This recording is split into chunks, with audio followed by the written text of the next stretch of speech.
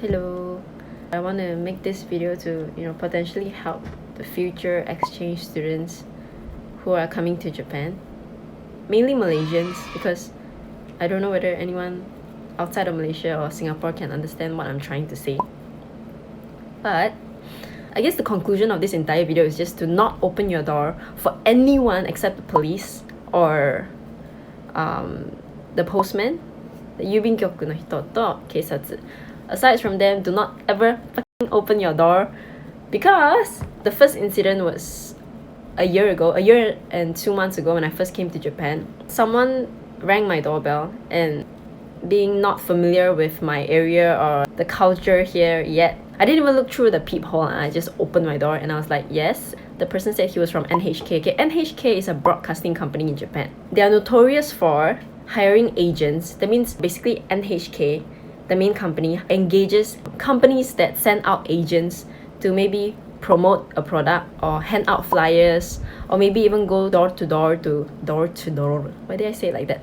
Go door to door to sell you something. The guy who came to my house was one of those door-to-door salesmen, but he wasn't selling me anything. He was forcing me to subscribe to a monthly fee, even though I don't watch their f***ing channel. I don't watch NHK, mainly because even though I have a TV in my room, I don't turn it on at all. It's not even plugged in lah. Okay, and I kept the TV in my cabinet already after that incident, because he started off with asking me whether or not I owned the TV, and I said yes. I didn't know what his motives were at the time, so I just assumed he was like a government body asking me whether I own the TV or not, trying to survey whether how many households have TVs in their house. I'm dumb lah, okay, I'm dumb. So when he asked me whether or not I had a TV, I said yes. And then he asked me whether or not I use my TV, and I said no. And then he's like, but you use your phone, right? You use your phone to watch NHK programs, right? I'm like, I just came here. I already reiterated to him that I've only been here less than a month. But he wasn't interested in that. He just wanted me to sign the document that would subscribe me to the monthly fee for watching NHK. So I was trying very hard to persuade him, like, okay, no, I'm not gonna sign this document and I'm not gonna subscribe to a monthly fee when I didn't even know what NHK was before you came to my house. I'm gonna close the door now, like, 失礼します. And he, not aggressively, but he rested his hand on my door, because my door opens outwards ma. He placed his hand on my door like, no, it's against the law if you don't sign this monthly fee. As long as you have a TV and you have a phone, that means you could potentially watch NHK. So if you turn me down again, I might have to report you to authorities, because you'll be committing a crime. You're watching our channels without paying. And I'm like, this is not right. But I don't know the law. I don't know Japanese law. So quickly I called one of my friends that I met during orientation day, who at the time could already speak really good Japanese. He was really at the N2 level. I called him and asked for his help. And at the time he was at his baito, his part-time job. He still picked up because I called him multiple times in panic. He spoke to the guy, and the guy still refused to back down. So, as you've already guessed, I ended up signing the contract, because all I wanted was for him to let me close my door and leave me alone. He eventually left, of course. After I signed and chopped my ink gun, he left. The next day I went to school. I asked my teachers about it, and they immediately called NHK to cancel my subscription.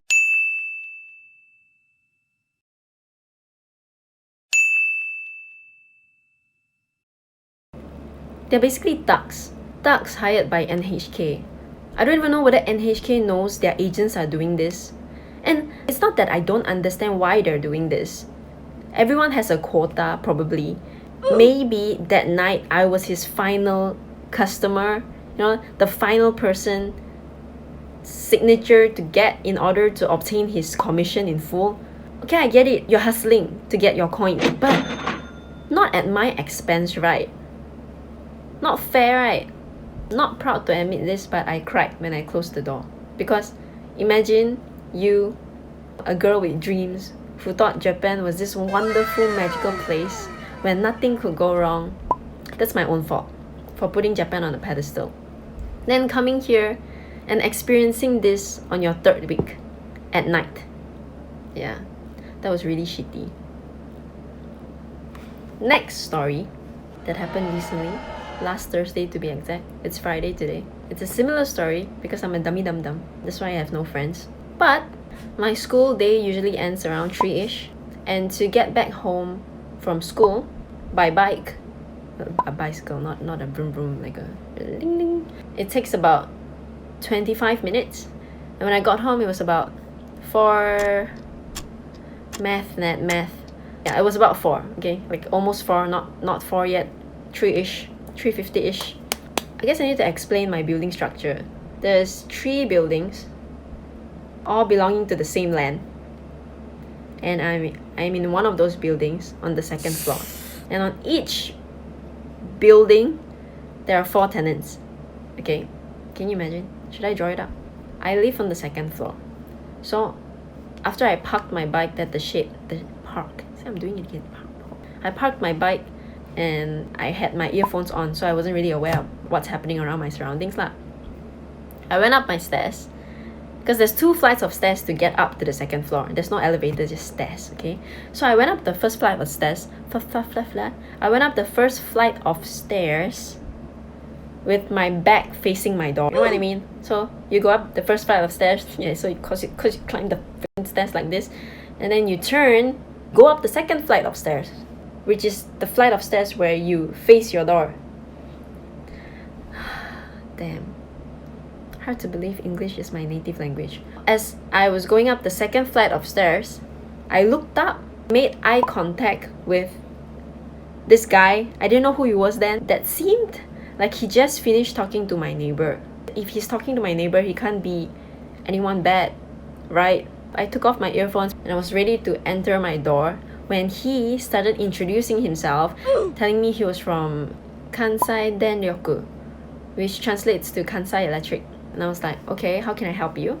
He told me that I was eligible for a 3 to 10% discount off their existing bills. Basically a cashback program. FYI, your electricity and gas bills might potentially spike up to 10 or even 20k yen during winter or late autumn for obvious reasons, because it gets really cold and you can't afford to not turn on your heater. So a 3 to 10% discount sounded really inviting to me. Of course, I agreed to sign, which didn't seem like a big deal at the time. I keep saying that, it didn't seem like a big deal at the time. It turns out causing trouble for me. But once again, he seemed legit, so I agreed to sign. After I filled up the form, he asked for my October bill to prove to him that I am indeed using Kansai Electric. But I'm the kind of girl that throws away her bills after she pays for it. In Japan, you can pay most of your bills, I guess, at the convenience store. So after I pay and I get the chop, I'll throw it away. I'm that kind of person. My mom tells me not to do that, but you know, I don't listen to my mom because I'm a cool kid. I told him that I didn't have any on hand right now, but I might have some left in school, which I can only retrieve tomorrow because it's in the file under my desk in school. He then tells me that he really needed that thing, or rather that serial code on my bill to prove that I am indeed a customer of Kansai Electric.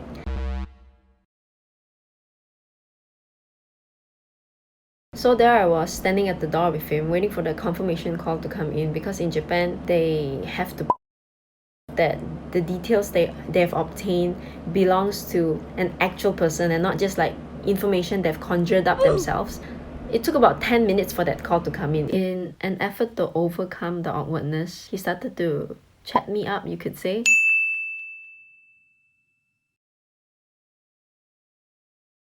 I really gave him the benefit of the doubt. In my defense, I thought he was just a nice guy trying to pass the time because the phone call wasn't coming in. But he turned out to be a creep because after he left, he came back 2 hours later. Okay, let's recap a bit. I met him at 4-ish, went through the registration process, the phone call came in, all that yadida ended at 4:45. And somehow, he was back at my door again at 7. And he rang my doorbell twice in a row. Not once, but twice. Yeah. He ended up telling me that my chop was not clear. It looked fine to me, okay? Don't lie to my face. It looked fine to me. That chop looked okay. And you tell me you need my chop again? So I passed him my chop. He chopped it once again beside my, the original chop, which looked fine. He exposed his true motives by saying, "Don't forget to call me and invite me out for lunch when you're free," as he was leaving. Any good impression I had of him up to that point was gone. And that would have been the end of the story, because I've decided not to call him back the next day. I didn't have any bills on me. I had to wait for my next bill to come, and even if my bill came, I wasn't gonna call him. I've already made up my mind. I decided he was too suspicious for my liking. On the following Monday, he called me. That in itself already made me feel uncomfortable because it was his private number. And I even started doubting myself whether or not I was doing the right thing. Was I being too mean? He was just a guy trying to do his job. Was I being an asshole? I asked my friends, I asked my boyfriend, and they all advised me to not respond to him. It wasn't until yesterday when he called me yet again, then followed up with a text message when I did not pick up the call, that I decided to take action in a way. I brought it up to the admins of my school and they were extremely concerned. That text message is enough proof that he's not following his company's protocol, because no service provider nor companies in Japan would contact you personally with a personal number.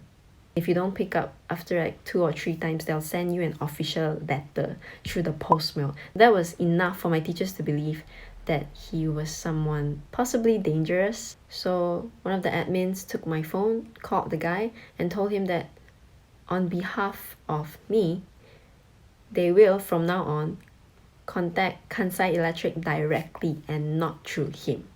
And he was pretty flustered. You could hear him over the phone like trying to explain himself.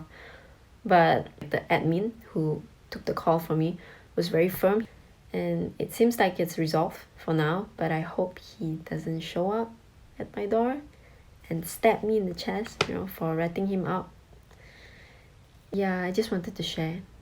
That's all I wanted to say.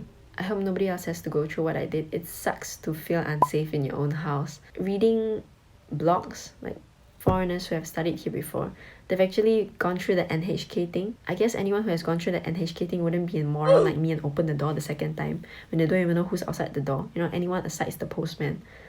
But in case you're like me and you're dumb, yeah, don't open the door. Just don't. Stop. Do not. Bye-bye.